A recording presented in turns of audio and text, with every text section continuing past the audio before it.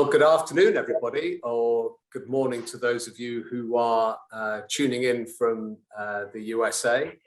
My name's Duncan Edwards. I'm the CEO of British American Business, and it's a real pleasure to welcome you today to the latest in our series, Corporate Citizenship and Sustainability, which we've been running for the last 8 months or so, up to and through COP26.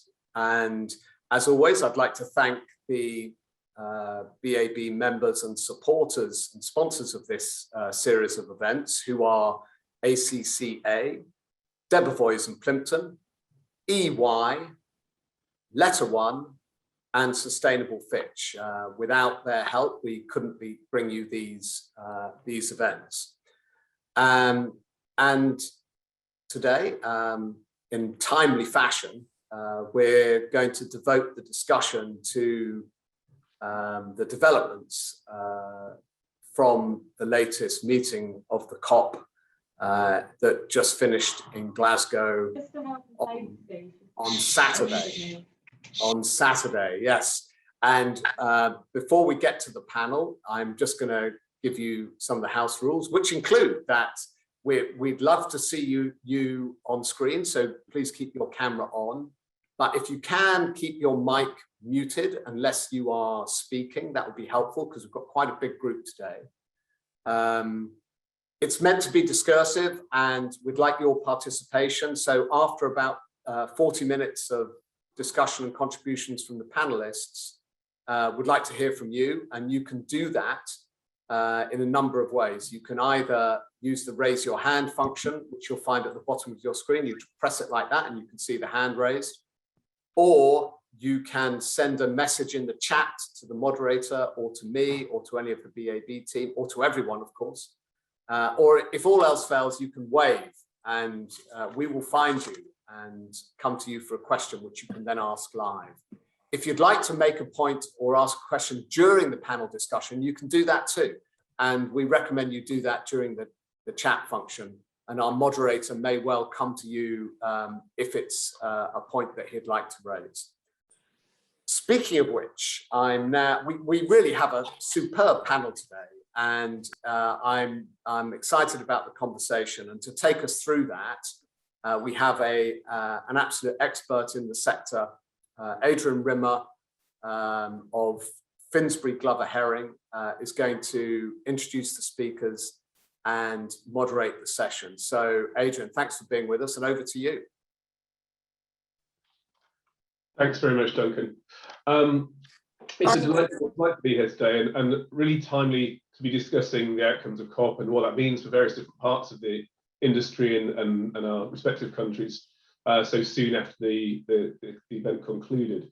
And we have an amazing panel today that will really take us across several different dimensions of what the outcomes mean and where we're going in terms of the transition to a low carbon economy. So I'm really keen to get into that discussion. I'll go to each of the members of the panel in turn, and I've sort of selected an order that I think will kind of tease out the different aspects of the way they'll go. So in turn, I'm going to turn to Lord Davis of Abersoch, who is chairman of Letter One and chairman of Corsair Capital. They're an investor that invests in a wide variety of assets classes and looks at all of those through the lens of sustainability. So not a pure play green focus, but actually looking at each of those investments in turn in relation to their relative merits, both in terms of investment return and their sort of green credentials. I'll then move to Lolita Jackson, who's Executive Director of Communications and Sustainable Cities at SDCL Group. Now, SDCL Group is a more pure play green investor. So it'll be really interesting to hear her perspective of the opportunity in that sector, particularly with regard to energy efficiency, but they're invested in an even broader range of areas in this sector. And so to contrast those two investment styles, which are both quite complementary to each other. We'll then move to the perspectives of the ratings agencies. So we'll talk to Marina Petroleka, who's Global Head of ESG Research at Fitch, and she will give us the sort of perspective of the ratings agencies, so how they are helping investors understand this market, and the processes in which they're taking and examining companies and assets on their relative merits from a sustainability perspective. And then we'll move to the practitioners. So Eileen Skelton from ACCA, who's head of sustainability there, will explain to us really the perspective of the accountants and how the role they play in this. I was actually part of the team that helped ACCA launch their a sort of white paper that was talking about the role of SMEs and how important it is to bring SMEs along with the journey at COP. So very excited to hear that and more broadly what she has her perspective on this. And then we'll conclude with Samantha Rowe, who's a partner at Debevoise and Plimpton, who will talk about the legal perspective. And I think that will give that sort of legal underpinning to what is essentially an intergovernmental treaty that is ever evolving. Will be really interesting to see and how that plays out in terms of international regulation. So that's sort of the order of play that we'll go through, and really looking forward to hearing from those pieces. I mean, from my perspective, I was saying earlier, this is my 10th COP. So I've been at this for quite some time, and each of them is very different. The process itself has evolved over time, and I think expectations were very high this year. The requirement to increase ambition in the light of where we are in terms of the science is very clear. We have a Paris process. This was the first time we had a first 5-year true-up period, which was born under the Paris Agreement, which is really to look at where science says we are, where ambitions and policies are taking us, and the commitments that each country is making. And during COP, Climate Action Tracker launched a report that's demonstrated that we have a 66% probability of exceeding 2 degrees of global heating. So, that's a very serious situation in terms of where the science says we need to be and where the Paris Agreement aims for us to get to. And it really lays bare the difference between commitments and practical implementation of those commitments. We've got to a situation in terms of COP where if we look generously at what was agreed, we could see a pathway to 1.8 degrees. And the fact that we put in a new process this year that added in an annual ratchet rather than a 5-yearly ratchet, I think demonstrates countries' understanding of the seriousness of the situation. So we'll see enhanced ambition requirements at each subsequent COP, the next 2 being in Egypt and in the Middle East, in the UAE. And so we would expect to see, that ambition enhanced. But in the meantime, the private sector has really been taking a driving seat in this as well. And so Mark Carney's been behind an initiative called GFANS, which is really looking at the financial sector as a whole and how it can play a role, and mobilizing, in principle, 130 trillion of assets under management, all with a goal to drive finance to a 1.5 degree trajectory.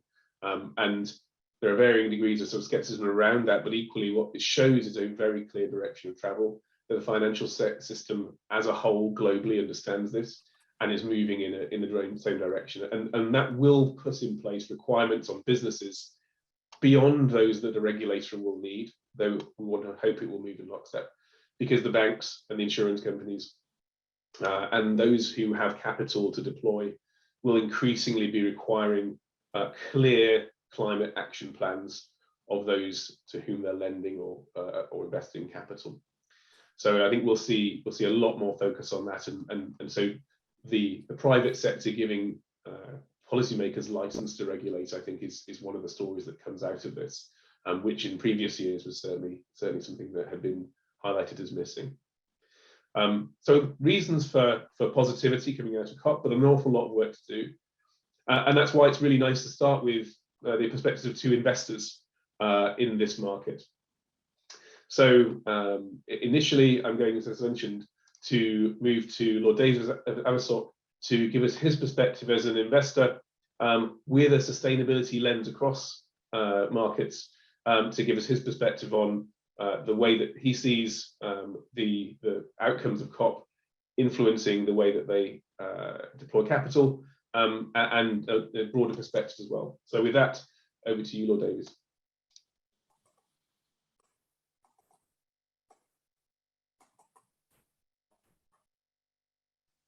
You're on mute.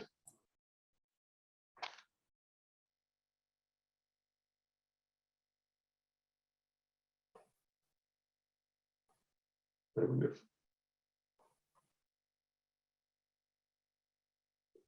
if we're able to unmute. Are we able to unmute Mervyn from remotely?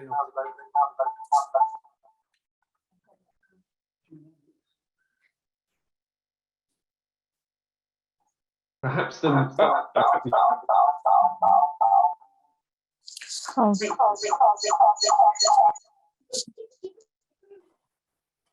in that case, while we're waiting, let's move straight. Oh, are we back in the room? I think, Lord Davies, we can probably hear you now. Your mute sign seems to have gone now.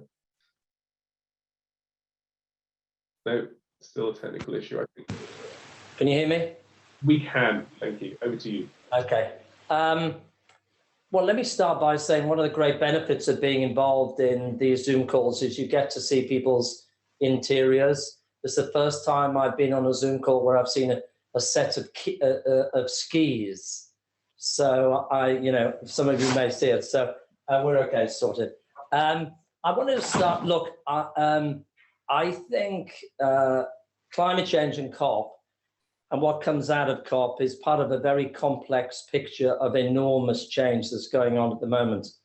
You've got to be just as clued up around attitude to work and post-COVID issues, the attitude of people to work-life balance, to careers, etc. You've got to be just as clued up on technology and the changes, and you better be very well versed on diversity and inclusion.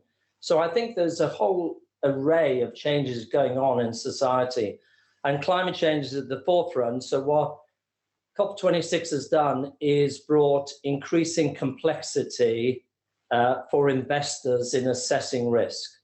So we at L1 are long-term investors. We are in energy. So you've got to make, as an energy company, you've got a division, you've got to make commitments on emissions, but at the same time, you've also got to invest in green energy.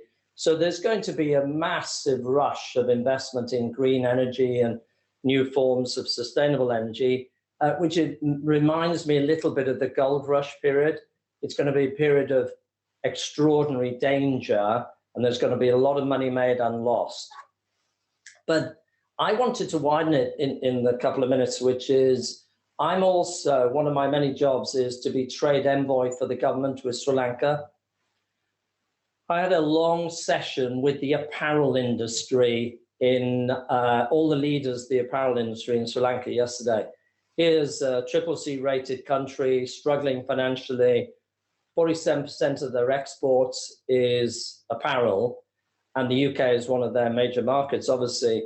When they are so clued in to the impact of climate change because of the impact on their country, but also in how they need to make sure every aspect of ESG that they're in tune with. So they've got 5.5 billion of exports, 400,000 roughly people employed in the industry.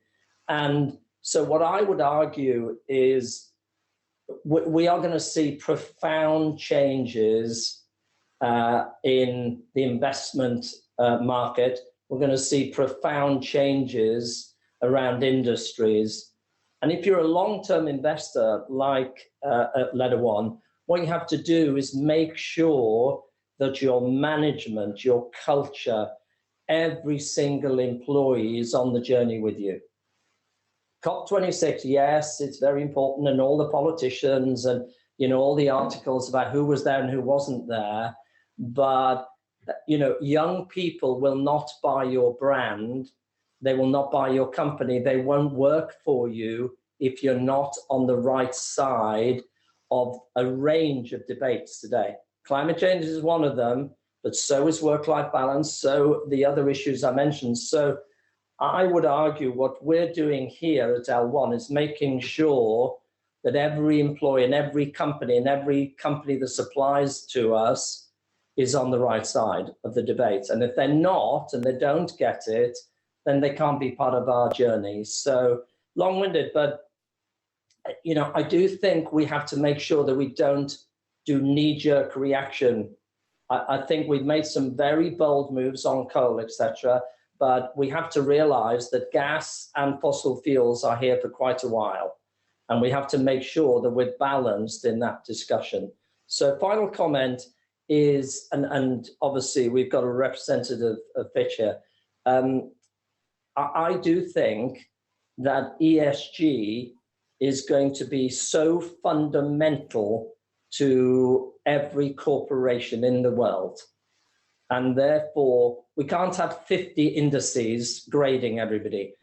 The investor community has to come together because there are just too many judgment calls being made by various indices on corporates, and it doesn't work. It just doesn't work. So if you're a private company, it's much easier, but for the public company arena, we need more standardization and a more critical look of public listed companies on ESG. But I think final comment is I think the pace of change, not just on climate change, but all the other issues I mentioned, it's going to speed up. And you better be on the right side of it, which we are trying very hard to be. Thank you very much. I think that's it's absolutely correct to say that climate is actually it's accelerated many other ESG trends along with the sort of focus on data around that, and actually I'm sure Lalita you'll talk to that point as well. But I won't put words in your mouth. Please give us your perspective on exactly. Great. Good morning or good afternoon, depending on where you are. I was fortunate enough to attend the entire 2 weeks of COP26, and I'm actually still in Glasgow. I'm sitting here at a club in Glasgow. It was incredible to see so many people from cities, local authorities, states, regions, corporates, higher education, more in support of the aims of COP26. There were several COPs going on at the same time, the official blue zone, and then the green zone, and then all the side events. So it wasn't just the negotiators here getting things done. In addition to the national and international commitments made during the COP process, the Race to Zero saw over 1,000 cities around the world commit to net zero by 2050, including all the largest ones you can imagine, as well as the Glasgow Financial Alliance for Net Zero that was formed, which Adrian just referenced, and that's comprised of financial firms controlling 40% of global assets, equivalent to $130 trillion US. It's clear that the goals outlined in the COP process can't be met without private funds working in tandem with both the private and public sectors. My own firm, Sustainable Development Capital LLP, SDCL, which is headquartered in London, is committed to doing this as our corporate ethos. I just want to give you a snapshot of some of the things that we're doing in response to both COP26 and just being a green investment firm in general. On Built Environment Day, which was last Thursday during COP, we announced that we've raised over $2 billion for investment in energy efficiency through the growth of our private equity infrastructure platforms and the IPO of our SPAC, SDCL Edge Acquisition Corporation, which is listed on the New York Stock Exchange as SEDA. In the COP Green Zone, we signed an agreement with Rolls-Royce to provide customers with electricity and or heat via energy as service, removing the need for customers to secure upfront infrastructure finance. So we're front and center on providing solutions in the green space, and to outline just a few of our portfolio businesses very quickly. Primary Energy, which is located in Indiana, uses the waste heat produced in the manufacturing of steel to provide power, saving 70% of the energy cost. Barton Gas, the gas network for the city of Stockholm, provides 70% biogas in the distribution network. We intend to work toward increasing that proportion of green gas in the network to 100%. The second largest industrial park in the United States, Eastman Business Park, has one of North America's largest district energy systems, which we own, called Red Rochester. It has 117 megawatts of steam turbine generators, in addition to boilers, chillers, and other solutions, providing 16 on-site energy services. Since 2016, RED has delivered annual savings of over $4 million and carbon savings of over 50%. We're also interested in working with the municipality of Rochester on some of their municipal needs as well. Lastly, we recently entered into an agreement with EV Network with ESB Energy to expand its network of ultra-fast EV charging infrastructure across the UK in high traffic areas. This is a first of its kind availability style investment for EV charging in the UK. Companies like ours will have significant opportunities to participate in the greening of private and municipal government facilities with definite upside potential. Through various climate networks and commitments, such as C40, almost every major city in the world has developed a climate plan already to reach net zero by 2050, even if their national government has not. This was particularly accelerated in the United States when the Trump administration pulled out of the Paris Climate Agreement, and every city pretty much across the United States, whether it's red or blue, banded together to put together their own plans to meet Paris. SDCL held a major side event on November 10th that featured mayors, government ministers, councilors, and state legislators from Europe, the UK, and from the United States, sharing best practices and learning from one another. They will need solutions from the private sector to reach their climate goals, which are very lofty. And we see great potential in these relationships, as much of the largesse from the Biden bill that was just passed will be doled out through cities. Indeed, President Biden has just appointed former New Orleans Mayor Mitch Landrieu to administer that plan, which is a sign that cities where 83% of US residents live will see much of the activity. Corporates need to position themselves to be the mechanism of delivery, and we plan to be right there. Turning back to you, Adrian. Thank you. And I know there's a real sense of the breadth of the opportunity that is growing here, and particularly on the energy efficiency side, there's a huge amount of focus on carbon, operational carbon as a growing liability. And I think increasingly we're going to see CFOs focusing on that and trying to understand how to manage that out of their businesses. So energy efficiency solutions are really part of the way that's going to be driven through. So over now to the sort of ratings agency perspective, and we've heard already from Lord Davies, there are a plethora, and this is a market that has grown exponentially in the last 2 or 3 years in particular. And I hear, time and again, of corporates who are really trying to understand the difference between the way that ratings agencies approach ESG topics. And so I'd be very keen for your perspectives, Marina, and giving how Fitch approaches this and really how you're thinking about the evolution of these ratings.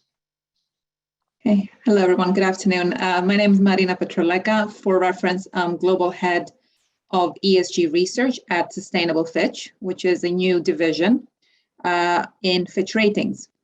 So what my team and I do, what our mandate is really to look at the ESG ecosystem and identify sort of emerging trends or indeed emerging risks that might be particularly relevant for the capital markets and particularly the fixed income investor community. So what we try and do is we would look at an ESG, environmental or social and or governance theme and try and make it relevant, identify transmission mechanisms for credit risks, for instance. So we do try and funnel our insights in that perspective. And that's what we've done with, when we consider COP and its outcome. Now, if I can I know we have quite a few people here. When we talk about ratings, obviously Fitch Ratings has been around for a century. We're very well known and established as a credit ratings agency. And recently, we also started developing our ESG ratings product. Lord Davies, you made two very pertinent points. One, you said the information system around ESG is very fragmented, indeed, and it is a very big frustration for investors, for regulators, for corporates, for us as analysts trying to identify and build a coherent picture. And you also said that integrating ESG into an assessment, into the thinking of a company or indeed an entity, it could be a financial institution, for instance, will be absolutely integral, or it will be absolutely crucial in the coming years. And that's certainly the direction that we also think the market will take. Now, when we say ratings, from Fitch Ratings perspective, there's the credit rating that hopefully everyone's familiar with, right? An assessment of an entity's ability and willingness to pay back its debt, which is what Fitch Ratings has traditionally done. And in recent years, we've developed a system to integrate ESG risk into that assessment, right?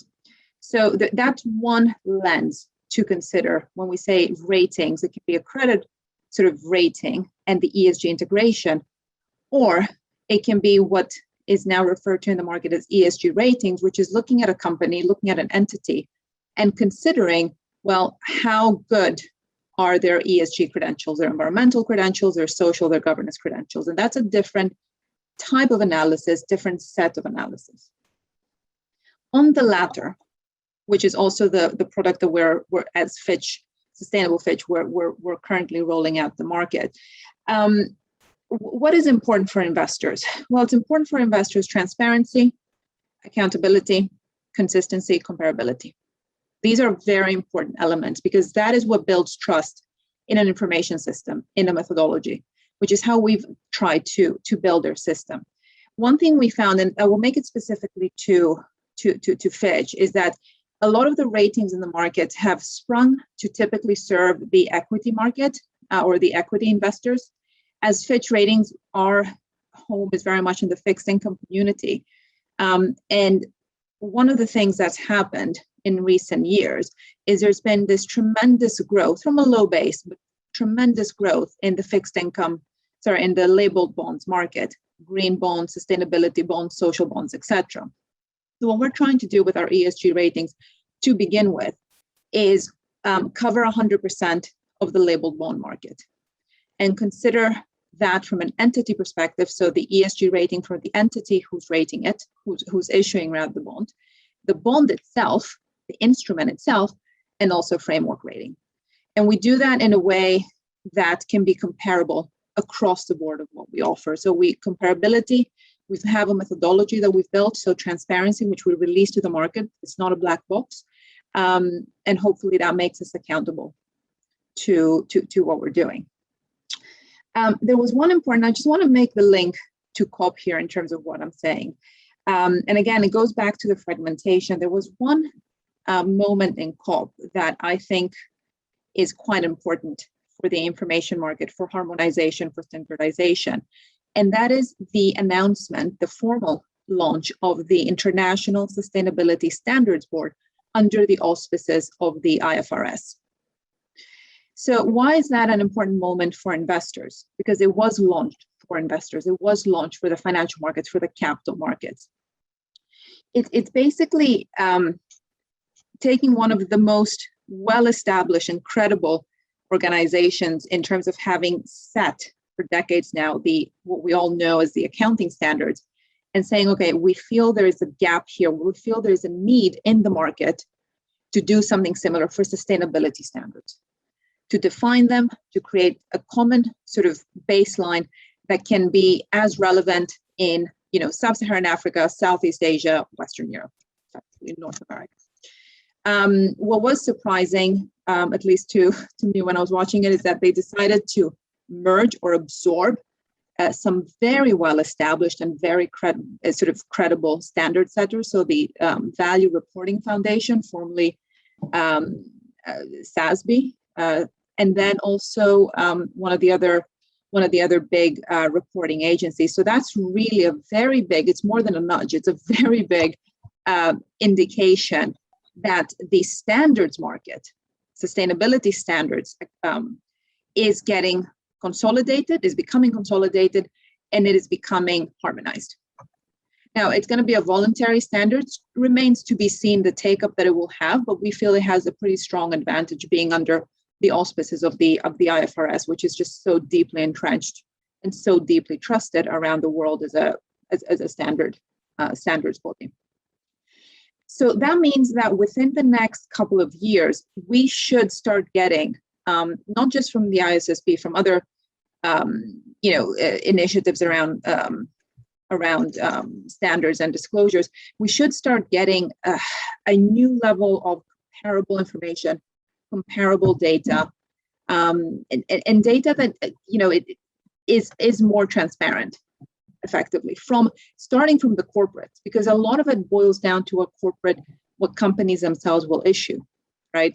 So them issuing something that can be somewhat, at least, much more comparable than what we have today, will be a means to an end. The end, of course, being that you can scrutinize more if you're an investor, if you're a shareholder, if you're a fixed income investor, if you're a regulator, civil society, NGO, you can scrutinize, net zero plans a lot more. You can scrutinize who's making an effort in earnest, who is, saying that they want to make an effort, but not really. So I think next year will be a year when, for a lot of these, we move from the drawing board to reality. And for us as a ratings agency, both the credit ratings agency, but also ESG ratings work that we're now doing, it will inform our opinions, just like I expect our peers, colleagues, and competitors. Thank you.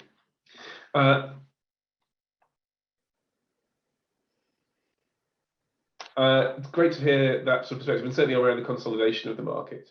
So we'll move swiftly on to the accounting perspective. So the practitioners themselves and how they're starting to use these standards and move along. So Emily, over to you.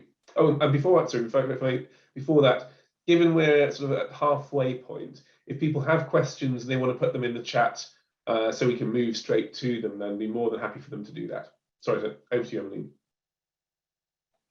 Hi, hello everyone.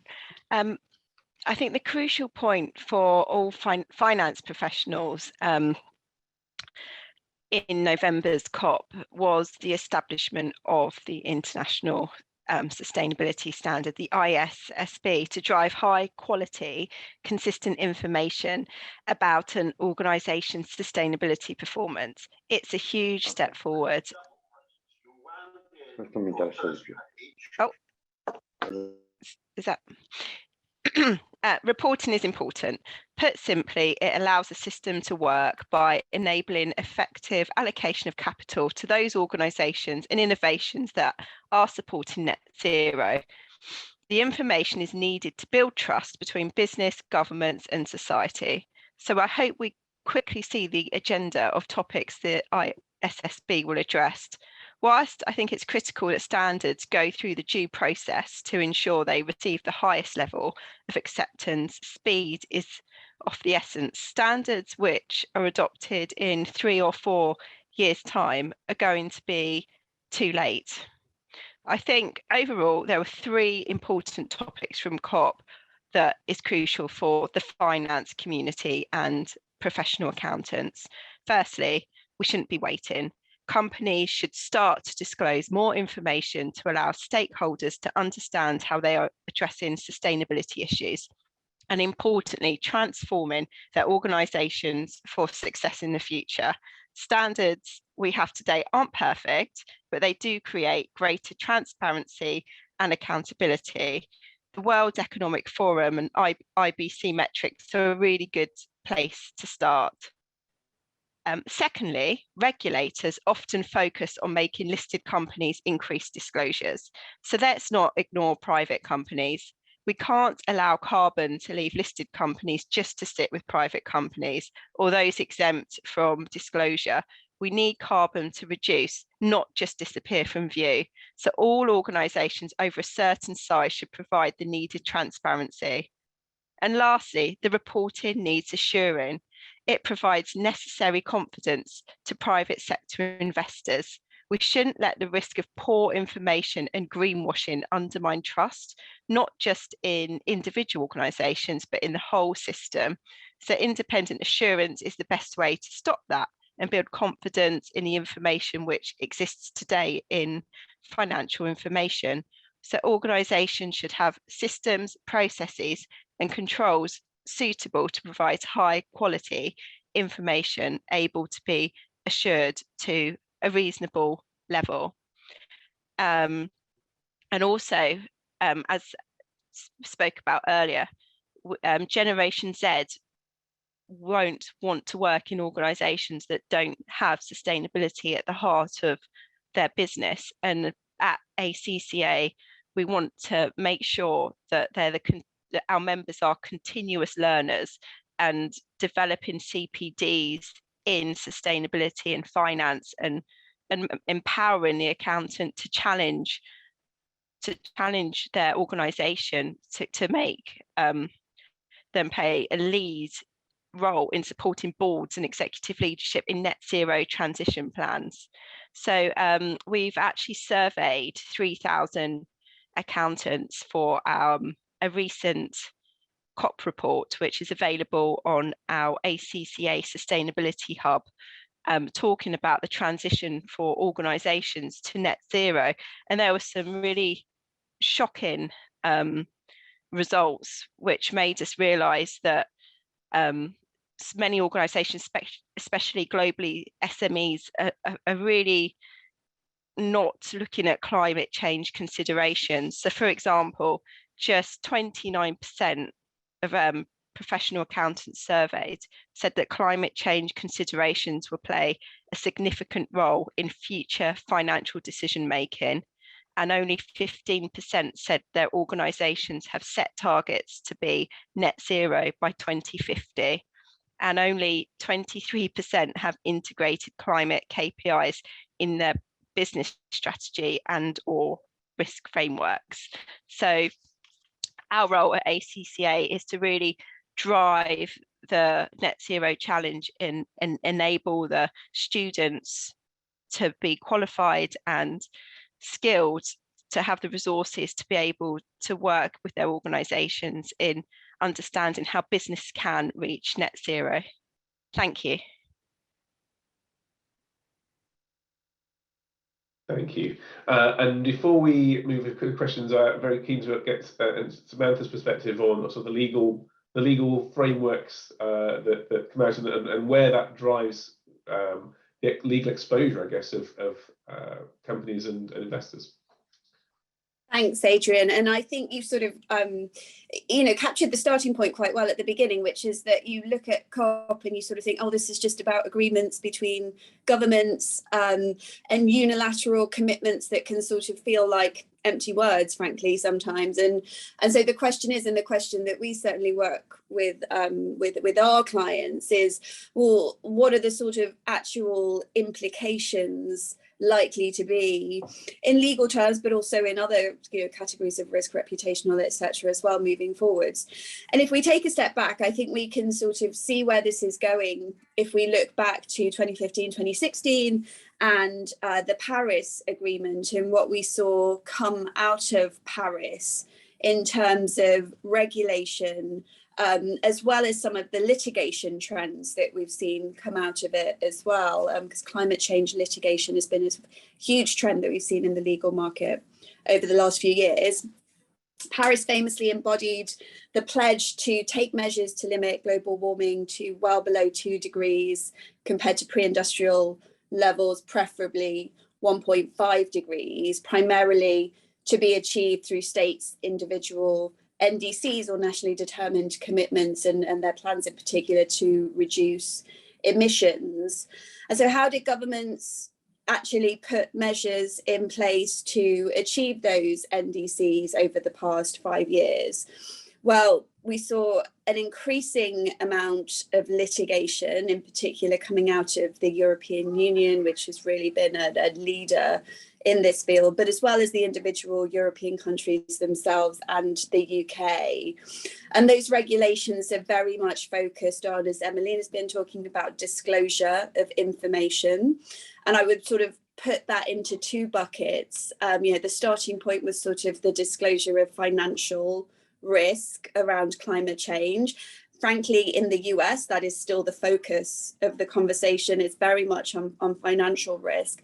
But the second category, and one that the European Union is increasingly getting into, is disclosure of the external impacts of your own operations, but also, frankly, of your entire value chain. If you think about Scope 3 emissions, that extends well beyond what a company, it's the impact of a company itself. And if you're talking about finance, you're looking at lending portfolios.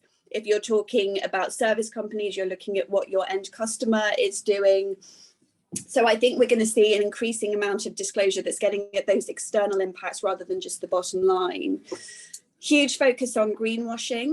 So putting regulations in place so that investors can be sure that their money is going towards investments in financial products that are actually environmentally sustainable and not just being labelled as such. So the EU in particular with the SFDR, with the green taxonomy, I think we're going to see a lot more regulation like that. We're certainly seeing a lot of activity from regulators across the globe who are investigating claims of greenwashing.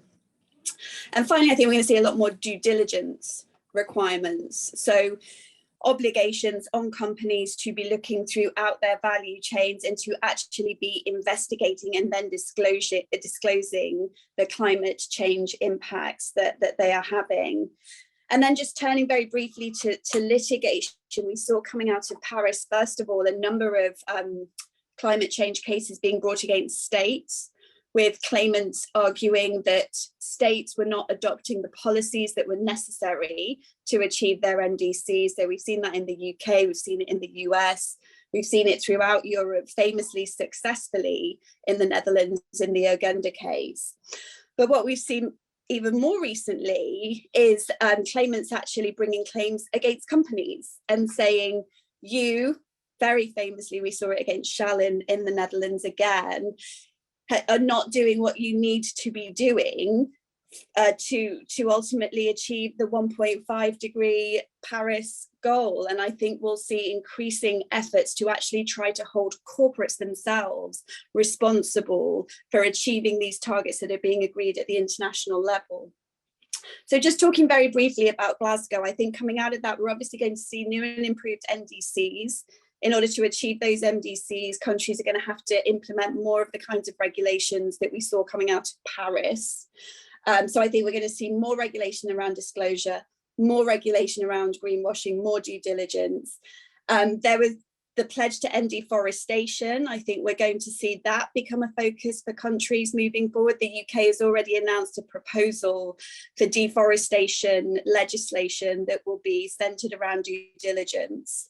And I think, Adrian, as well, you mentioned GFAN's big message coming out of COP26 was that states cannot do this alone. We're going to be hugely reliant upon the finance sector.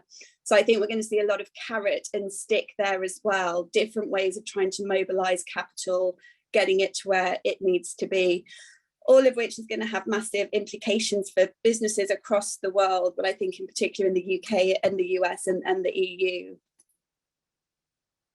Thank you. That's really comprehensive, and I think you mentioned the implications of the UK. I had a conversation with a couple of clients over in Glasgow, talking about what the legal sort of requirements were, and I sort of made the point that since the UK has a legal requirement to be net zero by 2050, you can really reasonably assume that every company that operates in the UK has a legal requirement to be net zero by 2050. So it's that serious a point that it doesn't need the specifics to be there to understand the context of where we're operating. We've got about sort of 15-20 minutes left, and so I'm keen to move to some questions. I understand that Preeti Gandhi from Tata Consulting has a question, so I'm going to go to you first, and maybe if you could direct your question if there's a specific individual that you're targeting that, or if it's more broadly. No, that's fine. I think I could ask the question to all the panelists over here. I would be very interested to know what is the role of ecosystems or various industries and companies coming together in order to drive action, especially accelerated action towards sustainable development. I personally feel that ecosystems have a huge role to play. This is not something that we can do alone. There's various consortia that have been formed in the past as well, and there's some which are continuing to evolve. But I would love to hear opinions in that regard in terms of one, through COP26, were there any special accelerated areas in the space of reforestation where ecosystem-led movement came through, or just in action for our industrial players as well? Well, perhaps in the first instance, maybe I'll turn to you, Marina, from a ratings agency perspective. You talked about looking at ratings for green bonds and comparing that with the underlying ratings of the corporates. Does their focus on ecosystems and the environments in which they operate play a role in that? I suppose I need to understand the question better. When you say ecosystems, do you mean their value chains and how they procure products, how they procure services? Is that what we mean by ecosystem here? Yeah, so I'm thinking of ecosystems not in a typical value chain led model or an approach. The idea of ecosystems is they could be directly about the business, or they could be cross-industrial, or they could be cross-collaborative. And many times they could also be cross-industrial ecosystems which come together for a common purpose. So that's the definition of ecosystems that we at TCS are going by. Okay. And unhelpfully, my doorbell just rang. I will ignore it. So I suppose I'm trying to think. I don't know if I'm the best person to answer this, but I am thinking of industries coming together, and some might argue perhaps it's not enough, their ambition. But I'm thinking about someone like the shipping industry and IMO 2020, for instance, which came last year, and kind of trying to self-regulate to some extent. Of course, then regulatory pressure piles on and says, no, it's not enough, and you need to do more, or aviation and Corsia. So we have seen examples of, if, as you call them, ecosystem of companies either in the same sector or companies that would be natural partners because they are part of the same value chain coming together and trying to create some self-regulation.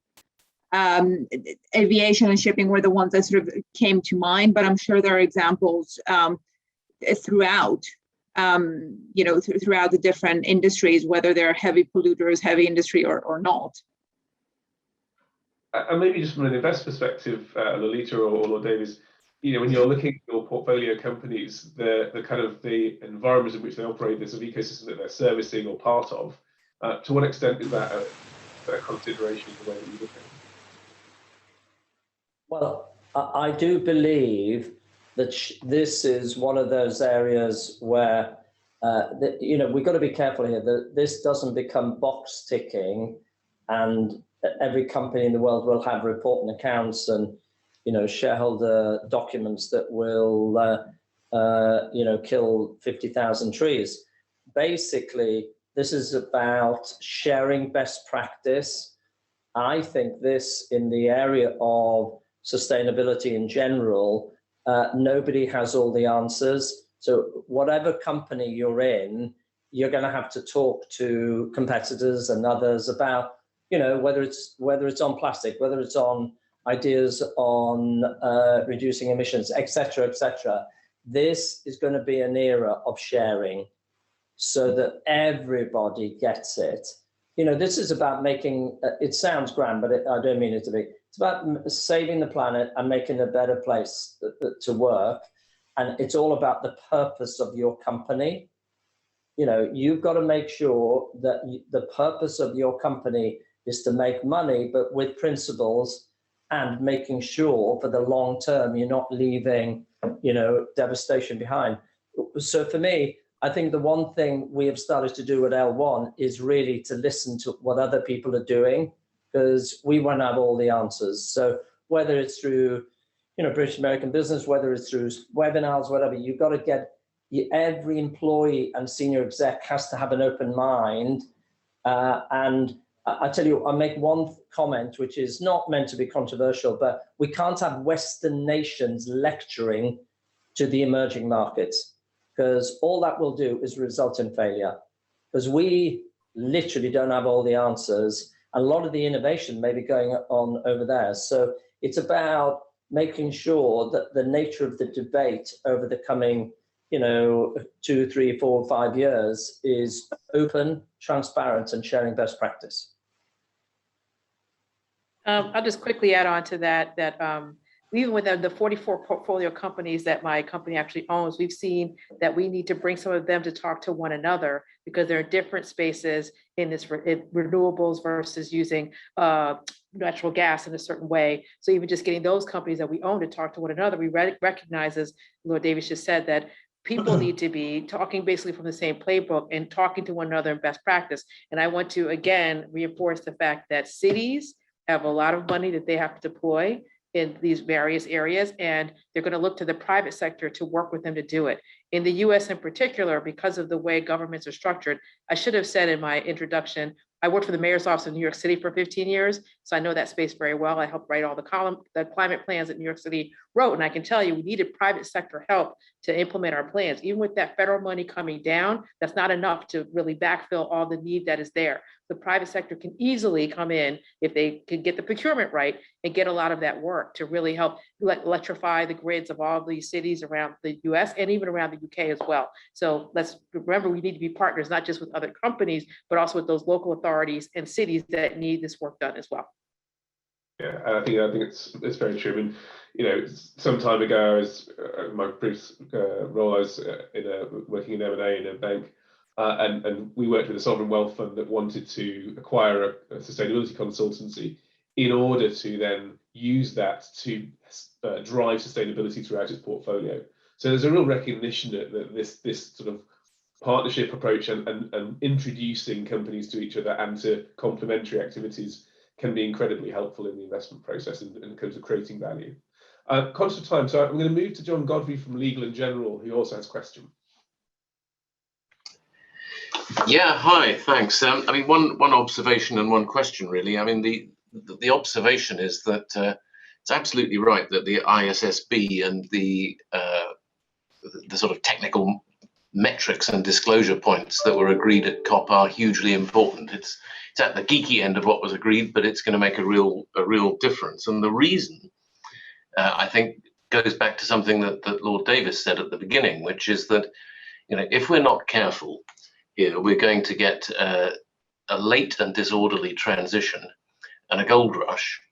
And we need to be quite careful as a business community that we don't get this kind of headlong rush into the shiniest, greenest things and the disinvestment from industries that require a little bit more patience and support in order to transform in an orderly way. And they will need the kind of stewardship, and as opposed to divestment, which is pretty much the opposite of stewardship in most cases. So I think that's really important. The question that I had for the panel really was about nature-based solutions. We heard about deforestation, but nature-based solutions could deliver about 30% of the reduction in carbon we need. But I don't think anybody has produced a compelling economic version of how you do it. You know, what is the payment mechanism for restoring peat bogs, or what is the mechanism for ensuring that trees you use to create offsets are either positive items or offsets, and that they're properly verified. So it would be really interesting just to hear the panel's views on some of those, and that shades us into potentially greenwashing, which is why we really need that verification on the nature-based piece. I'm going to take chair's privilege here. So I was CEO of an organisation called the Gold Standard for 5 years, and that's a certification body for carbon markets. I took that organisation into land-based, so we were purely energy efficiency and renewables when I joined, and we moved into land use, so afforestation, reforestation in particular, but sort of broader land use.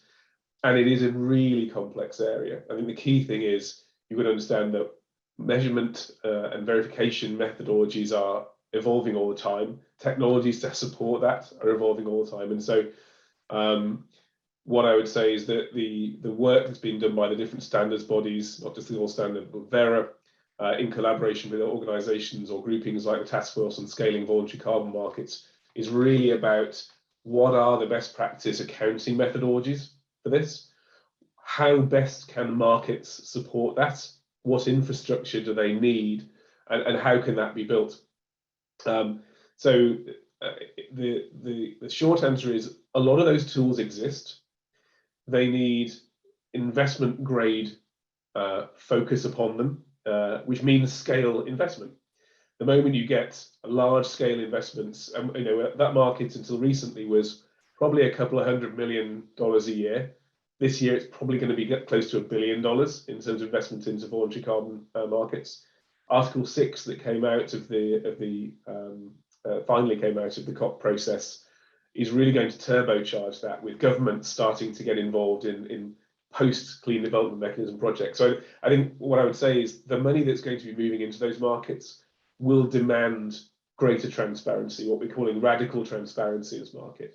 And the money that will be moving into those will also catalyze investments in new companies that have, you know, the latest measurement techniques as well. So I think we will see a lot of money shifting into that. There are good mechanisms for that at the moment, but they need to improve, and scale will drive that. I don't know if anybody else wants to sort of contribute on the ecosystem side of it. Maria. Just to reiterate your point on Article 6, perhaps one of the more under-celebrated achievements of COP26, the Article 6, the Agreement on Carbon Markets. And if I may, it actually threads some of the main pledges of COP26 together, right? So you have deforestation, the Global Methane Pledge, a lot of it has to do with deforestation and loss of, you know, natural ecosystems. And now you have the agreement on Article 6, and all of those things kind of thread together to create a more robust potential solution. At least that's how we've kind of looked at it with my team. And in terms of the natural, and of course what Duncan said here in the chat, that we also have the TNFD doing work on this, and the TNFD follows from its sister organization, the TCFD, which has gained a lot of credibility. So there's that to build on, right? The natural capital risk will need to become part of the everyday vocabulary verbiage for investors, whether fixed income, whether equity, whether private, I think. And the point in terms of the carbon markets, because they do feel like a Wild West at the moment a little bit. We think they might even start bifurcating between high quality credits that have assurance, that have some sort of, robust certification, and then, lower quality credits that will eventually, supposedly, be left out of the market eventually. I would very much hope that they're left out of the market very quickly indeed. That's been the point of the work that we've been doing for many years, but it is true to say that there is very much a difference in those issues.